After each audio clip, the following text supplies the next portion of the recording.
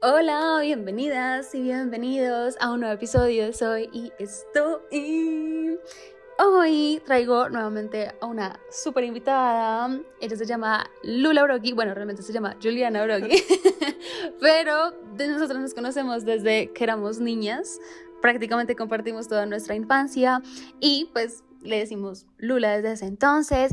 Así que la quise traer para que compartamos un tema súper que yo creo que ahorita se está moviendo mucho dentro de nosotros y es la hiperproductividad y también un poco las relaciones líquidas, como estamos viviendo ahorita entre nosotras, entre nosotros.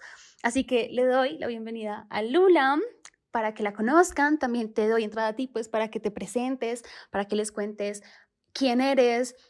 No soy tan fan como de los títulos, pero creo que en este entorno que vamos a hablar como antropológicamente sí es importante. Así que preséntate y bienvenida. Bueno, Julie, muchas gracias por invitarme. Estoy muy contenta de estar aquí, de poder hablar sobre estos temas. Como bien dices, nos conocemos hace muchísimos años y pues siempre me han llamado Lula, me identifico más con ese nombre.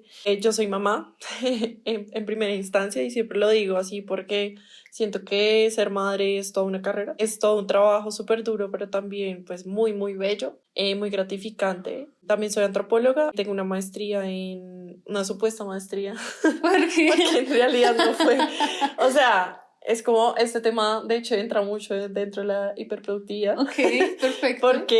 Porque de hecho siento que hoy en día se preocupan mucho por dar títulos, por conceder títulos y no por el proceso ni la experiencia del aprendizaje. Y pues yo empecé y me di cuenta que eso no era una maestría porque tú entrabas a una plataforma y tenías que llenar un montón de información, exámenes, Ok, muy autodidacta, pero no tenías ni un proceso de investigación, ni una tesis, ni prácticas, nada. ok.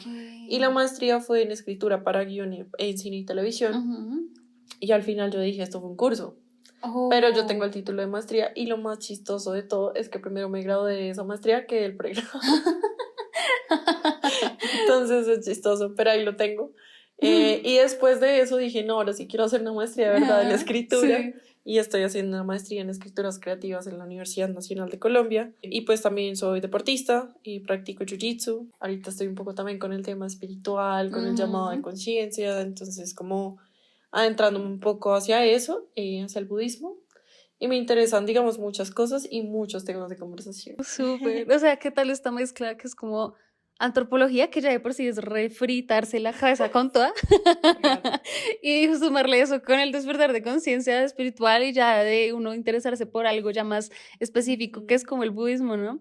Sí. Y bueno, ya digamos que entrando en el tema y que ya conocieron a Lula, quiero que empecemos a hablar como de tú, cómo percibes que es la hiperproductividad, porque crees que llegamos como a este punto de la historia en el que es realmente importante hacer y hacer y hacer y como que estamos dejando a un lado el ser. Bueno, pregunta difícil. Pero bueno, creo que esto, yo voy a decir algo, pues que me parece el origen principal de esta, digamos, de este fenómeno social y es el capitalismo. O Ok. sea, en sí me remonto otra vez a Marx, Ujú. que si bien es un autor pues ya muy clásico, es alguien que siempre nos da luces para entender nuestro presente y por eso me parece un autor maravilloso. Y me remito pues sí como a su análisis sobre el capitalismo. Se da cuenta que el capital existe hace mucho más tiempo, que Claro. no hace parte de la época moderna, de lo que llamamos modernidad, que para algunos historiadores empieza en el Renacimiento, Ujú. después de la Edad Media, pero Marx dice en realidad el capitalismo existe antes del feudalismo. Ok. Entonces se remonta pues a algo muy clásico, algo muy, muy, muy antiguo.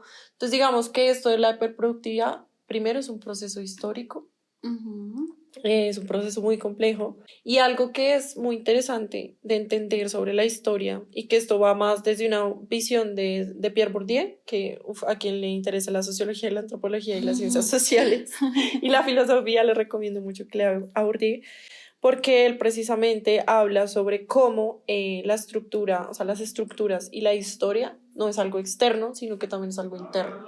Ok. Es algo que nosotros incorporamos Sí. como personas, como sujetos que estamos sujetados a esas estructuras y a esos modelos de pensamiento. Ok. Entonces, eso es lo que pasa, digamos, con el capitalismo.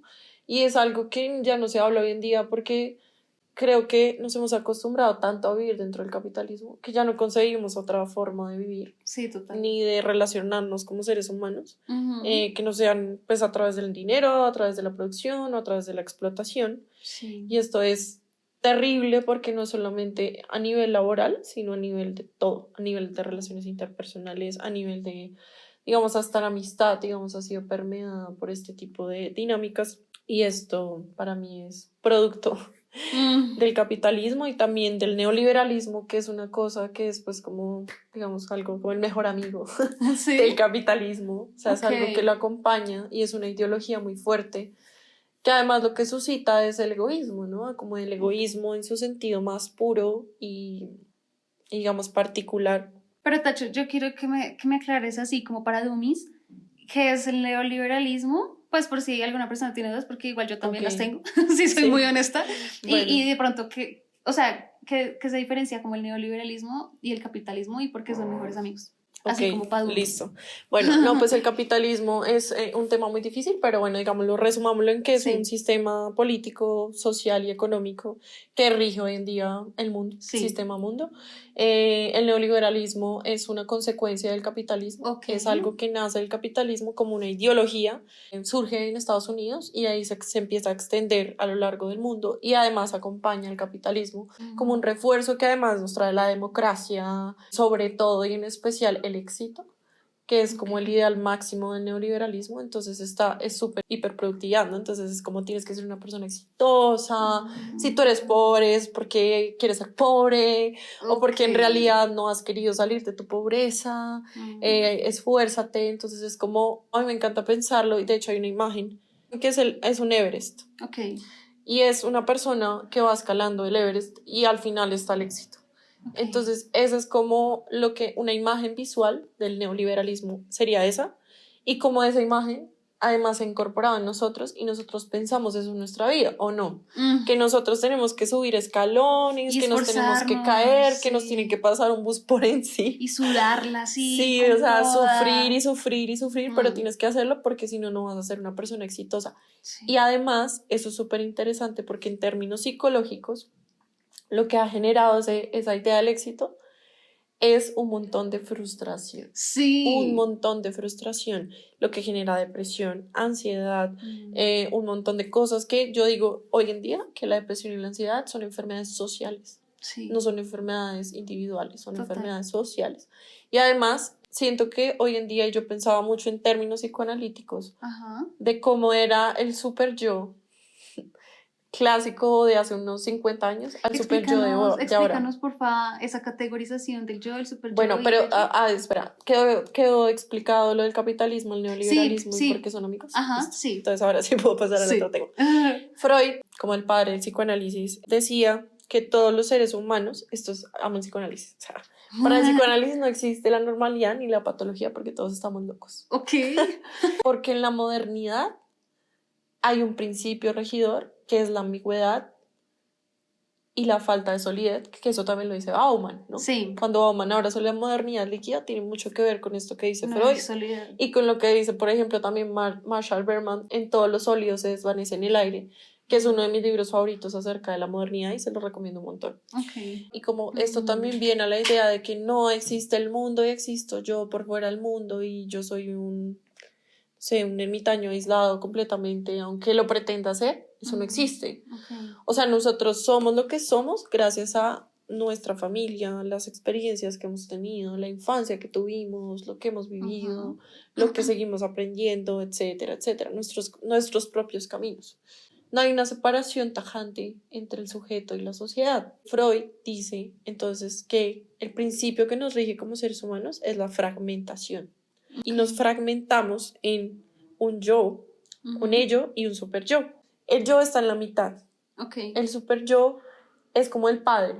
Entonces el super yo es la incorporación de las reglas, las normas, el deber ser, los sistemas sociopolíticos, culturales. ¿Y esos tres están interiorizados? Interiorizados, okay. Sí. Entonces el super yo les tengo nombres. Pero en mi propio proceso, sí. yo ya he trabajado mucho eso. Entonces, bueno, el super yo es como si todo esto del deber ser, que además es súper exigente, que Perfeccionista. sí, perfeccionista, como que te está diciendo cómo es comportarte, como que te está castigando, penalizando, no sé qué, etcétera. Entonces, por eso es el padre. El yo es el intermedio porque es el que rige entre el super yo y el ello. Entonces es como estas películas cuando hay un personaje y como que tiene vocecitas que le hablan, ¿sabes? Como que tiene lo bueno y lo malo, sino que no es así porque no es como en términos bueno y malo, sino pues es más complejo que eso, pero sí, digamos que son como dos pajaritos que uno tiene al lado y que le hablan y que uno mismo, o sea, yo, es el que pues rige entre esos dos. Y el ello es como lo que Freud llama lo más primitivo, como lo instintivo, pensar mucho en las propias necesidades y no pensar tanto en el otro, sí, como lo mundano, como este tipo de cosas. Y es muy interesante, por ejemplo, entender el ello. Yo lo he entendido mucho a través del estudio de la psicosis, por ejemplo. Hay una relación casi siempre y se da mucho entre la psicosis y el narcisismo.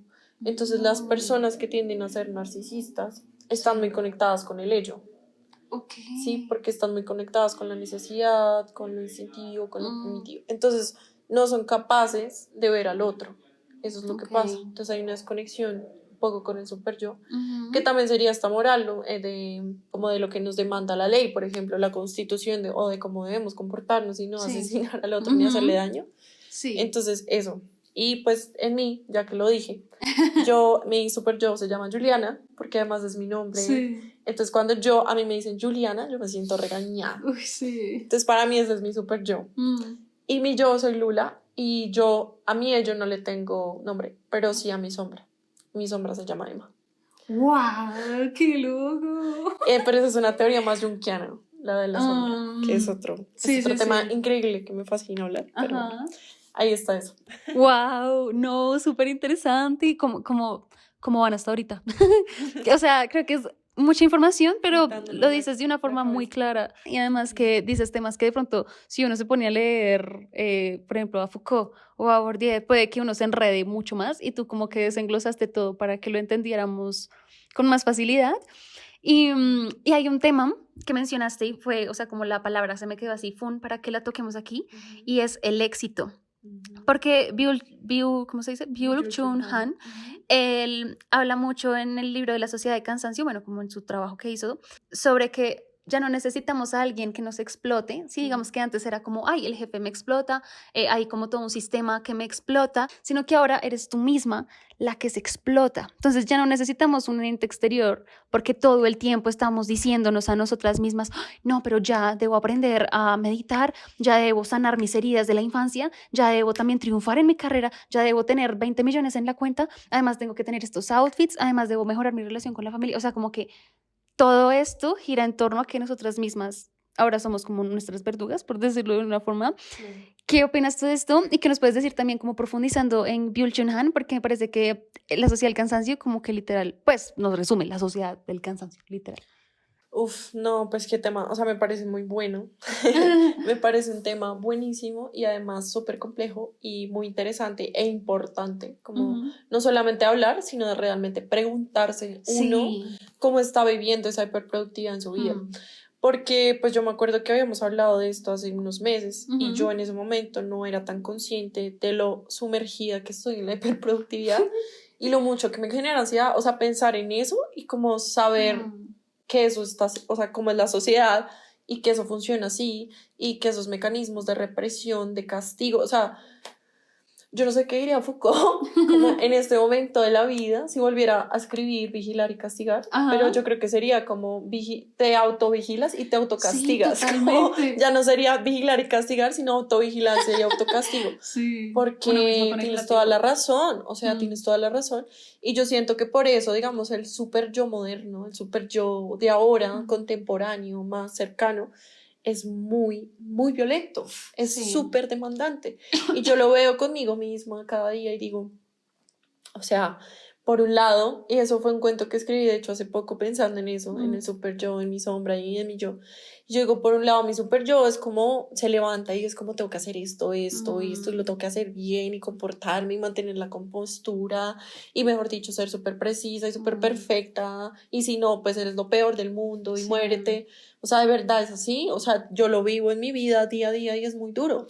Sí. Y por el otro lado está mi sombra, que es como, quiero meditar, o sea, vámonos a una montaña, por favor, a respirar, Sí. conectémonos con el universo y sí, como vivamos en paz y busquemos esa paz interior que tanto necesitamos. Y mi yo está como, ¿qué hago con Pues estas usted dos? sí. O sea, Dios mío, pues tengo que salir a vivir y tratar de respirar y tratar de hacer todo lo que tengo que hacer. Entonces yo siento que esto es un trabajo que uno debe hacer para romper con esos esquemas y que, o sea, si realmente a uno le preocupa y le importa transformar este tipo de sistemas tan violentos que existen, hay que empezar por uno mismo. Totalmente. Entonces si uno no empieza por uno mismo, dándose ese lugar, diciendo, hey, voy a parar, porque es que también, o sea, claro, está el autocastigo y la autovigilancia, pero también la exterior. Y no sé si ustedes lo sienten, pero también hay una presión muy fuerte social frente a lo que uno hace y lo que uno es. Es como, no sé, ya le diste de comer a tu hija o ya le diste los medicamentos, mira que está ahí, tienes que darle los medicamentos. Y uno es como, claro, tengo que darle los medicamentos, pero tengo que hacer el almuerzo, pero tengo que entregar este trabajo, pero tengo que no sé qué, pero tengo que salir corriendo, tengo que llevar. Entonces, si me entiendes, como que también hay una, digamos, una falta de empatía frente a la sociedad, que lo único que además, pues como todos estamos envueltos en eso, pues la gente piensa en producir y ser productivo, porque si tú no eres una persona productiva, no vales nada. Y hay una frase que a mí me cuesta mucho, es como, y que la escucho un montón, y es como, es que uno sin plata no vale nada. Uy, sí. Es que uno sí, así no vale nada. Y es como, marica, que denso, que el valor de una persona esté dado a cuánto dinero produce. Y como que todas estas etiquetas que recaen y pues juzga, o sea, es que también vivimos en una sociedad demasiado juzgadora, es como todo el tiempo nos estamos juzgando a nosotros mismos y estamos juzgando a los demás. Entonces es como, ay, pero sí, tú eres un vago, o sea, ¿qué te pasa? Pero es que ese es como, o sea, es como si ese fuera el sentido de la vida. Total. Sí, trabajar y producir, porque de fuera de eso no eres nadie, no existes, eres una basura, o sea, eres casi una persona inservible, terrible, o sea, es que todas esas etiquetas me parecen muy violentas, me inquietan mucho. Y me inquieta mucho que la gente pues no viva el presente o nunca se preocupe por vivir hoy. Oye, hoy, ¿qué quieres hacer? No solo preguntárselo al otro, sino a uno mismo. Oye, hoy ¿qué quiere hacer Lula? Hoy tienes que hacer qué es lo que tengo y qué es lo que quiero. Exactamente. Sí, y de encontrar de verdad, de corazón, qué es lo que uno necesita. O sea, y no solo necesita en términos materiales, porque es lo que nosotros pensamos. Como, tengo que comer, necesito, además, súper fuerte, como necesito el iPhone 12. Sí. Necesito comprarme ese celular, Dios mío, porque es que si no, no me siento realizado. Y voy a trabajar duro por ese celular. Y es como, hey, qué fuerte que lo que te llene sea un celular. ¿Sí? Y no, por ejemplo, tener una comida con una persona que amas, irte de paseo con tu hija, con tus hijos, con tu pareja, con un amigo, con tu mamá, con tu familia, etcétera, lo que sea. Pero siento que eso es fuerte. Y eso también tiene mucho que ver con la hiperproductividad y tiene mucho que ver también con el éxito, por lo que estamos hablando. Entonces, por ejemplo, digamos, lo digo en mis términos, como yo soy antropóloga, escritora y artista. Y deportista. Y deportista. Y mamá. Ista. Y budista. Sí. Entonces, se me olvidó lo que iba a decir. Bueno, no, sí, ya me acordé. Todo lo que yo hago, sí, que es esto que parece imposible, pero lo hago, no tiene valor. ¿Sabes? Como que a veces a mí me da muy duro ver que en lo externo no hay valor. ¿Por qué? Porque no estás produciendo nada, carajo. Sí. ¿Qué estás produciendo? ¿Qué estás haciendo para que el sistema siga reproduciéndose? Que eso es lo que importa, y si no, no eres una persona valiosa para este sistema. Sí. Como, pues no, pues yo escribo y ¿qué? ¿Qué le importa? Sí, como... tú estudias la sociedad, ¿y para qué eso? ¿Eso sí da plata? ¿Eso sí da de comer? ¿Con qué se come eso, mija? Sí, el arte, o sea, y el arte es uno de los temas más fuertes, ¿no? Porque además es algo que yo he hablado con otros amigos y decimos como, ve, ¿qué nos va a quedar en el futuro? O sea, pensando un poco en este presente tan fuerte que estamos viviendo y en ese futuro tan oscuro que podemos ver, ¿no? De Sí. toda la inteligencia artificial, de cómo la tecnología nos ha Sí. rezagado como seres humanos, de esta concepción de que, pues, digamos, lo mundano, lo material es lo importante y no lo espiritual y el arte que importa, y además la inteligencia artificial lo hace mejor. Sí. Entonces decimos que nos va a quedar y es como hay algo que no nos va a poder quitar nada y es el amor y la emocionalidad humana. Totalmente. Porque una máquina no va a sentir emociones. Sí. O sea, por más de que tú la programes y le pongas el puede mejor sistema. imitarlas, pero realmente no las detona en sí. Exacto, sí, va a crear, de hecho yo le hice bueno, yo no, porque a mí esa cosa no me gusta utilizarla, pero sí hicieron en clase, de hecho, el experimento como de que, crea un poema, no sé qué, con tales, sí, como con la emoción de la tristeza, algo así. Crea un poema perfectamente estructurado, o sea, con la prosa, el ritmo, sí, etcétera, claro. Así como lo más clásico de la poesía, pero era algo sin alma, ¿sí? O sea, algo que uno decía, pero esa vaina, ¿qué? O sea, a mí, ¿qué me da? Nada. Porque nunca vas a poder transmitir eso si no es desde tu humanidad, una humanidad. Tu fragilidad. Que no es esto, que no son las manos solamente, sino que también es el corazón, que también es la sangre que nos corre por todo el cuerpo, que es nuestro corazón, que es algo que va más allá de nuestro propio entendimiento. Y ahí también va esa cosa de la razón, ¿no? Como yo personalmente me siento una persona que me casé mucho con la razón por muchos años, que llegó un punto que yo dije, como Siddhartha, como aquí está el mundo, hasta aquí llego yo, ¿qué hay más allá de este abismo? ¿Sabes? Como, o sea, la vida no es solo eso, la vida no es solamente resolver problemas, aunque pues obviamente es muy respetable pues las posiciones que crea cada persona, o sea, yo respeto un montón eso, pero sí creo que es importante cuestionárselo, como ¿qué necesito yo más allá de explicarlo todo o de tener una respuesta para todas mis preguntas? ¿Sí? Entonces, sí, o sea, como que uno vive muy angustiado y muy triste cuando vive muy en la razón, y a mí me pasó por mucho tiempo. Ay, sí. Tanto así que fue como usted es depresivo, usted es esto, usted es lo otro, tengo que medicarse, etcétera, etcétera. Y esto también lo quería decir como frente a la psicología, que creo que está muy de la mano del neoliberalismo. ¿Por qué? Porque esta psicología positiva, que yo la llamo el positivismo tóxico, y que va muy, muy de la mano, de hecho, de la sociedad del cansancio. Porque Byung-Chul Han dice como, o sea, ahora todo el mundo tiene depresión y tiene ansiedad y no sé qué, y entonces lo que hacen es mandar un montón de pastillas. Tómese esto, tómese lo otro, para que usted pues desinhiba casi que su emocionalidad. Y para que sigas produciendo. Exacto, deje de sentir porque usted tiene que producir y piense positivo. Sí. Y además usted lo puede todo, como así. Y entonces empieza la comparación, ¿sabes? Es como, oye, sí, tú tienes muchas responsabilidades, pero hay personas que les toca más duro que a ti. Sí. Y tú tienes que además, o sea, a ver, sal adelante, y hay personas que le pasan peor que tú. Sí, ¿cómo no vas a poder? O sea, no seas boba. O sea, prácticamente además es un insulto si uno demuestra que está cansado.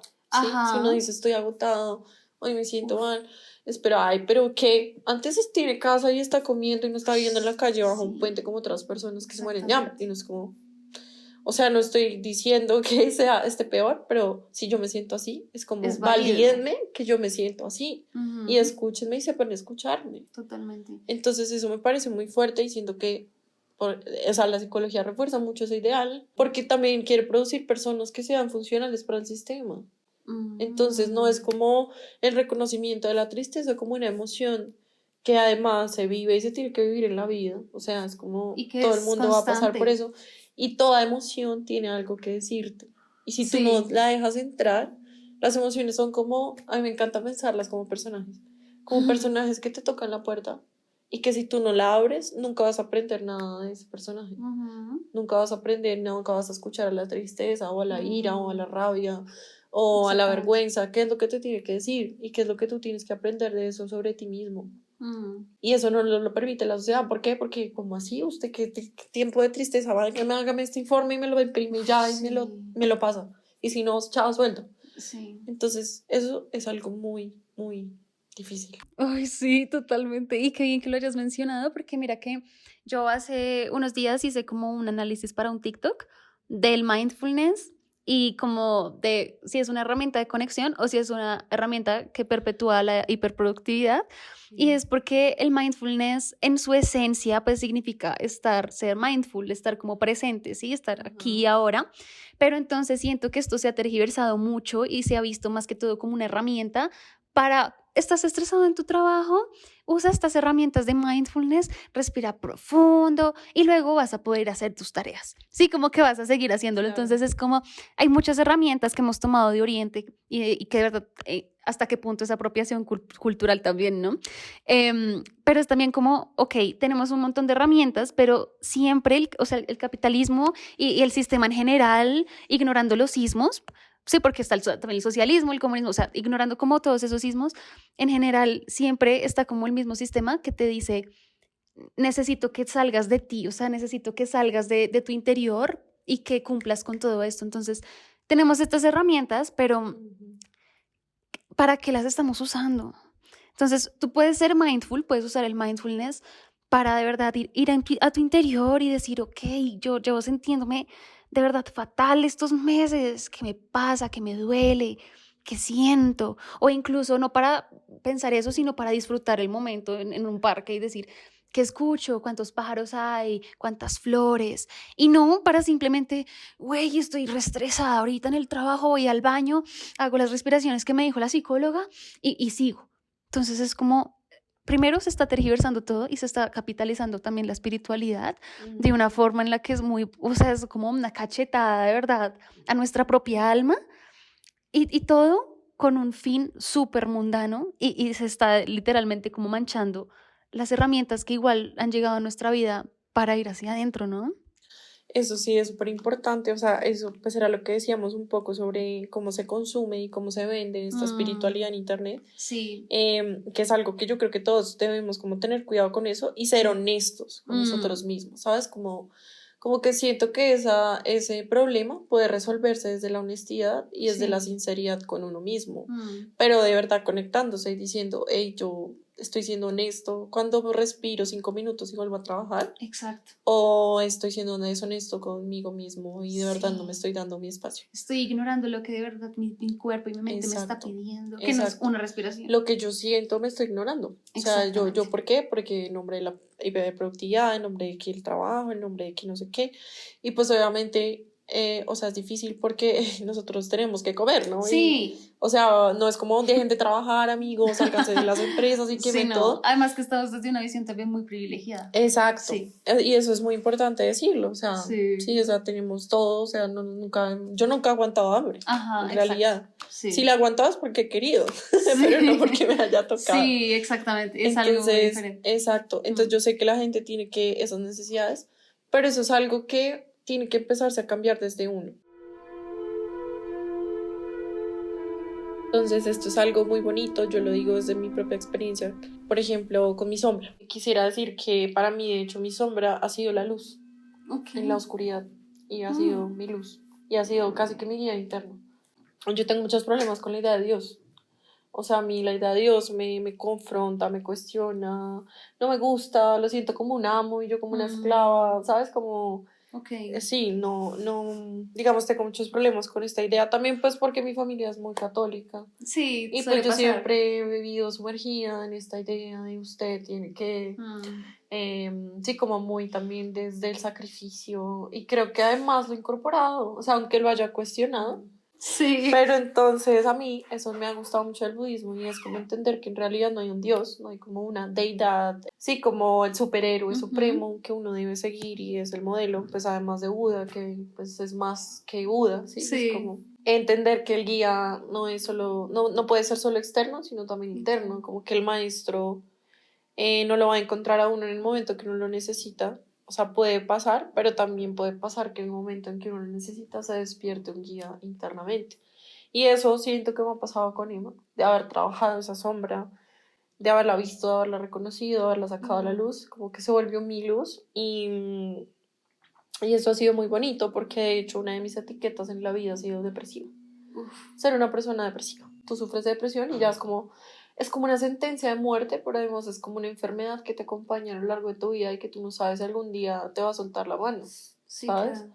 Entonces, ver que Emma no, que si yo era depresiva, mi sombra era una persona alegre y feliz. Darme cuenta de eso y sacar a la luz eso ha sido todo un proceso de transformación. Esto tiene mucho que ver con nuestra sociedad. Y realmente yo, o sea, sinceramente a mí me duele mucho que la gente se muera de hambre, que haya mucha pobreza, que haya desigualdad, que haya violencia, que le pasen todas estas cosas a las mujeres, de las que uno también, pues, es parte, o sea. Entonces, pues esto es muy duro y esto tiene que transformarse, pero siento que también uno volviendo a uno y lo que tú decías, como de la espiritualidad, volviendo a mí, trabajando en mí, va a hacer también que el mundo, digamos, sea un lugar más armónico. Entonces, pues eso es un trabajo, yo creo que autorreflexivo y también Sí. ético.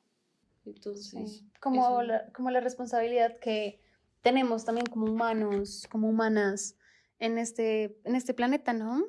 Que es como, o sea, yo sí siento mucho que esa teoría de somos energía, porque digo teoría porque pues mucha gente no la cree, para mí sí es una Sí, verdad. para mí también, Sí, confieso y sí, confirmo. Yo aquí sí, tengo mis como... piedritas. Sí, o sea, como que yo sí lo siento así. Digamos, si entendemos que somos energía, entendemos que tenemos un campo electromagnético de medidas que ni siquiera podemos comprender. Y el hecho de que, digamos, aquí estemos teniendo un contacto físico, no es solamente físico, sino también energético. Cuando tú estás trabajando en ti, cuando estás viendo cómo puedes abrazar tu sombra, enfrentarla y decir, oye, ven, pero mi sombra todo este tiempo fue diciéndome que la viera, que la escuchara, intentando de pronto decirme como, oye, ven, te puedo ayudar, ¿sí? Sí. Eso se siente a nivel energético cuando compartes con otras personas.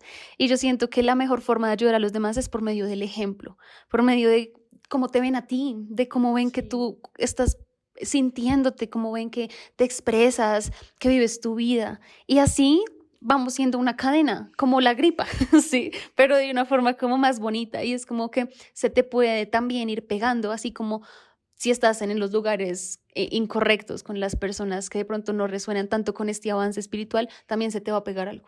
Entonces, eso como lo que tú decías, me parece muy chévere verlo así, como que es una responsabilidad también ética, apropiarse de tu introspección, entendiendo que es una lucha, viéndolo también como esta parte de que si queremos de verdad aportar al cambio del mundo, pues seamos rebeldes y hagamos lo que el sistema no nos dice que hagamos y es ir hacia Exacto, adentro, ¿sí? exacto. A pesar de todo. Me encanta lo que dijiste. Y pensar en los tiempos de calidad y en el amor. O sea, siento que eso también, además de ser una posición ética, también es una posición amor. O sea, es del amor. Sí, total. Y es del amor más puro. O sea, es del amor de yo necesito sanarme y también para poder sanar y ser el ejemplo de sanación. Eso también, o sea, es importante. Como yo no puedo ir a decir y hablar de sanación y hablar de paz interior si yo me siento miserable. Exactamente. Entonces, primero hay que estar y volver adentro para poder sanar eso y reconfigurarse y luego poder aportar, porque creo que muchas personas queremos aportar, te incluyo, me incluyo, otras personas que también realmente quieren aportar y por eso, digamos, nosotras nos preocupamos por volver adentro y sanar esas cosas que debemos sanar. Y pues por esto el ejemplo, yo también quisiera hablar de la maternidad, porque me parece que es muy duro, o sea, cuando uno se da cuenta que realmente uno es un modelo a seguir de sus hijos, Claro.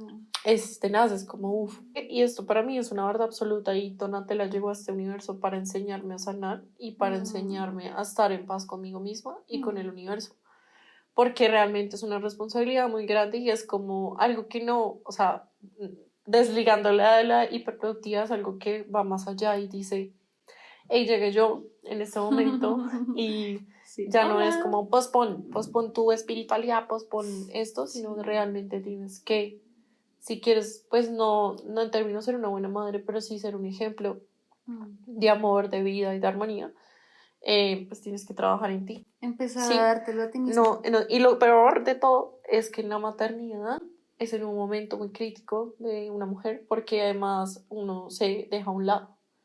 Sí, porque pues la prioridad ya no eres tú, Claro. es otra persona que tienes a cargo, entonces ya tú no eres la prioridad en tu vida y dejas un montón de cosas de lado que yo creo que eso hay que cuestionárselo como madre, o sea, hay que generar un equilibrio muy fuerte entre las cosas que yo debo hacer y las que quiero, y también conmigo misma, ¿no? Como de yo existo y yo merezco un lugar.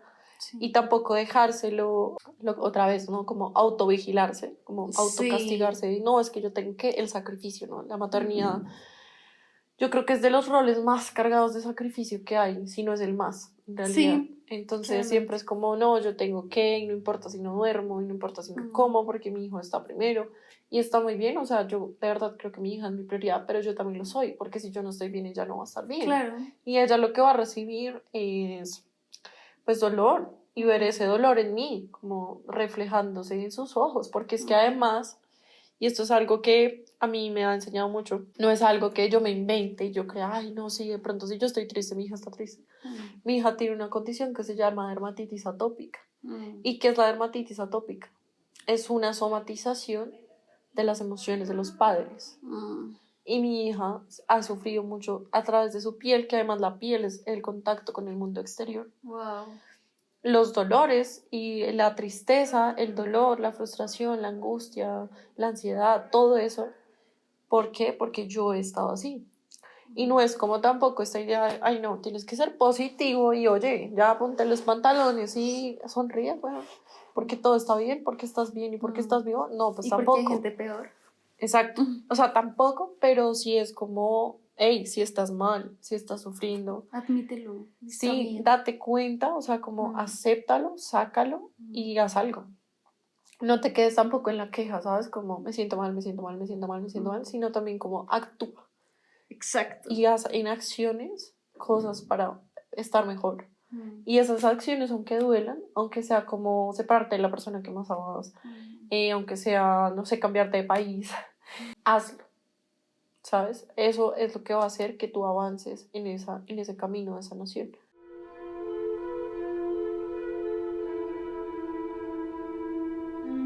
A propósito, quería decir como que se vale de un momento a otro decir, decido cambiar quién soy, decido cambiar mis pensamientos, decido cambiar mis pintas, cómo me peino, cortarme el cabello, o sea, decido de verdad cambiar. Y eso yo lo hablé en un episodio del podcast que se llama Despidiéndome de mi versión anterior para vivir con mi versión del presente. Y ahí yo decía como, de verdad, es importante entender que, bueno, la versión que tú fuiste antes te sirvió, te protegió quizá, que también digamos que lo vivimos en el momento en el que nos encontrábamos, con la conciencia que teníamos, las herramientas que teníamos, y por algo vivimos eso. Sí, eso es muy cierto. Sí. Si uno no lo vive así, como que nunca llega a donde está. Exactamente, o sea, como que todo, a mí me parece que todo es perfecto como pasa, y los tiempos son perfectos y hay tiempo para todo, pero también se vale el tú de un momento a otro decir, ya no me identifico con eso. O sea, ya quiero salir de ahí. Y como que a veces nos arraigamos mucho a, ay, no, es que a mí me conocen porque yo soy así. Sí, además como yo soy, es como uno no es, sino que uno va siendo también. Exactamente, sí, entonces se vale como soltar eso, se vale, y también se vale, ahorita pues volviendo al tema de la hiperproductividad, se vale también poner como prioridad tus prioridades, por decirlo así no estén alineadas con las prioridades del mundo. Quería mencionar eso por un lado, y por otro lado, ya para cerrar, me gustaría que nos compartieras y dijeras como, ok, estas son 5 como cosas que siento que son importantes que nos cuestionemos, y también como cosas que tú te estás cuestionando o que ya estás encarnando y quieras compartir. Ok, bueno, la primera yo creo que sería que reflexionemos sobre cómo el capitalismo y el neoliberalismo, que fue como muy resumido y no tan profundizado, es algo que no está solamente en el mundo, sino dentro de nosotros. Y cómo nosotros hemos incorporado esas lógicas, esas formas de ver la vida, y cómo vivimos nuestro día a día a través de eso, cómo funcionamos así y cómo eso nos está afectando. No solamente en términos físicos, porque el agotamiento de la hiperproductividad es una cosa grave, sino también psicológicos y espirituales. Esa sería una. La segunda, ver cómo, esta me gusta, como también reflexionar acerca de las redes virtuales, como les digo yo, sí, cómo nosotros las utilizamos, cómo vendemos y compramos imágenes de uno mismo y de los otros, y cómo esto realmente está afectando nuestros vínculos afectivos, nuestras redes de apoyo, nuestras amistades, como también encontrar una pareja con la cual compartir la vida y no solamente tener sexo ocasional. También como, pues a mí esto me inquieta un montón, pero también cómo escogemos a las personas por catálogo. Sí, como delete, sí, como like, no sé qué, me gusta, no me gusta, etcétera. Y pues como generar una postura ética de verdad y política frente a eso. Siento que es algo importante que debemos hacer y no solamente, esto es algo que yo veo mucho y es como, el mundo es así, ¿sabes? Como, ya el mundo es así, ya las redes sociales existen, ya la inteligencia artificial existe, ya todo existe, o sea, ya no puedes hacer nada. Sí. O sea, si te vas a aislar, aíslate, pero no estás cambiando nada.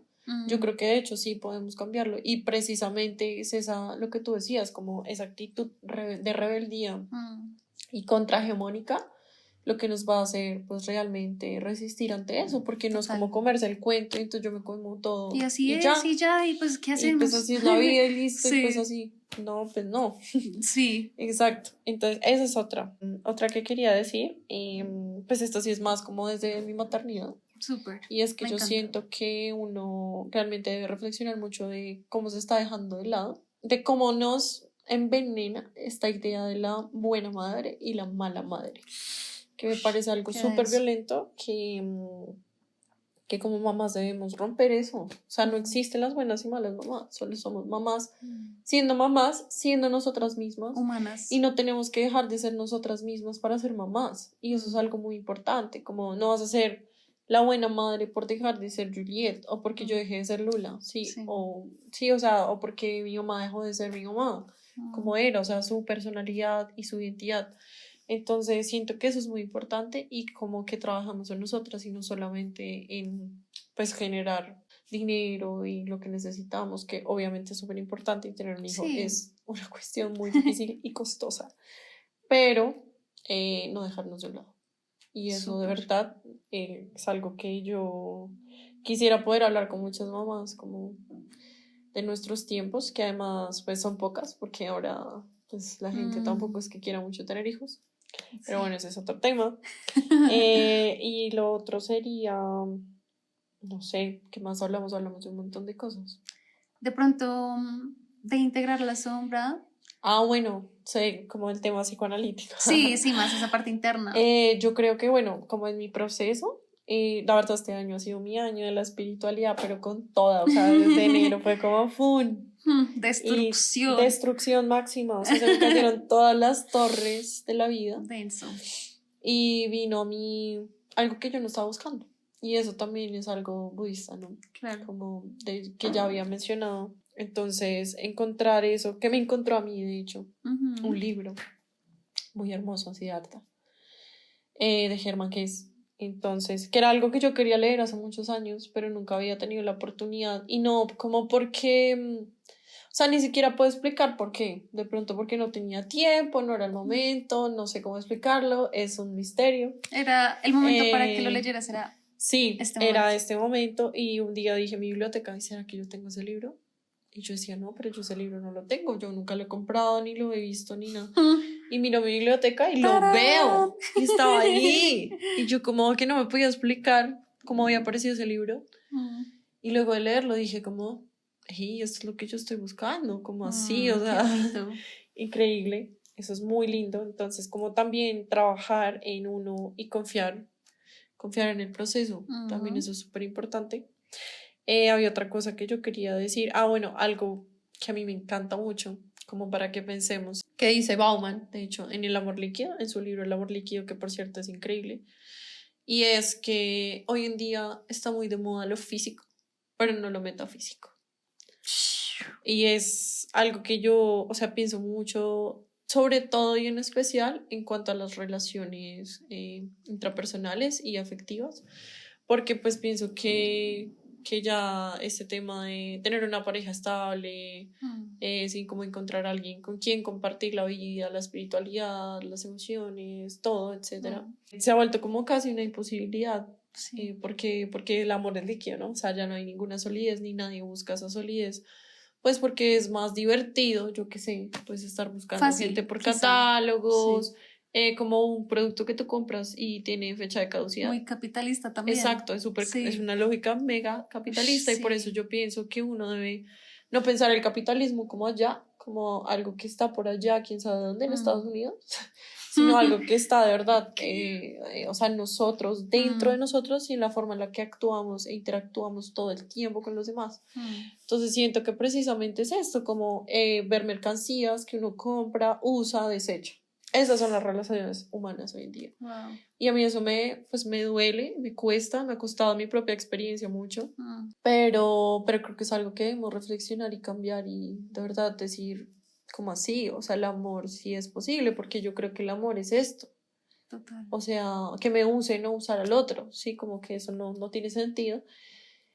Y eso también me hace pensar en algo, de hecho, que decía Byung-Chul Han en su libro La sociedad del cansancio, y es que hemos pasado de infecciones en el organismo a infartos del alma. Wow. Y esta frase para mí también es tremenda porque es como, ¿dónde carajos quedó el alma? Sí.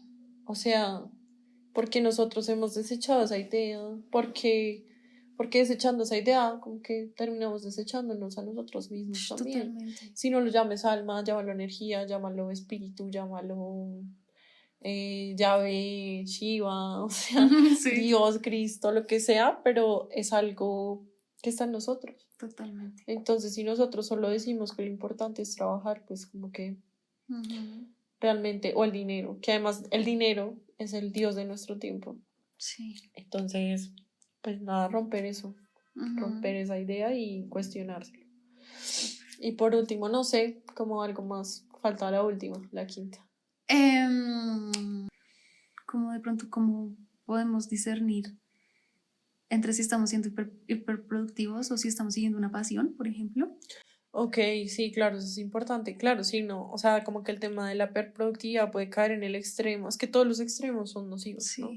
Entonces, si uno cae en el extremo de, uy, no, la hiperproductividad es lo peor y este sistema es una mierda y yo de verdad no quiero más esto y me voy a dedicar a, no sé, a vender manillas en la playa y a fumar marihuana, pues como que también, puedes hacerlo, pero... O sea, puedes hacerlo, pero reflexiona en cómo eso te está ayudando a ti a transformarte. Exacto. Y a transformar.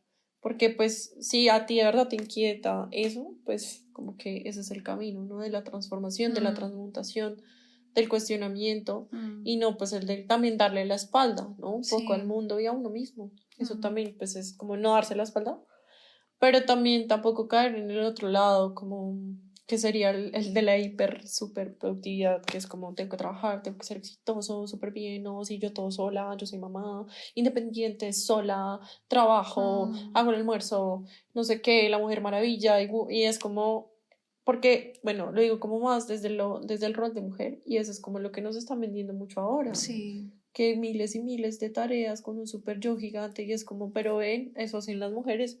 Y entonces, como hicieron las mujeres que antes tenían 10 hijos, uy, sí. Tú solo tienes uno y no puedes, o sea, qué inepta. Uy, sí. Entonces, como también o sea, yo voy a decir algo así, pero es como párense re duro, como pararse re duro por uno y por sus hijos, porque es como... Yo estoy criando a mi hija y me puedo equivocar y tengo derecho a equivocarme, pero tengo derecho a aprender ese proceso. Total. Y no a ser juzgada por cómo lo estoy haciendo. Entonces eso es algo que nosotras como mujeres y como madres debemos también imponer. Y ya. Wow. Yo creo que eso es todo.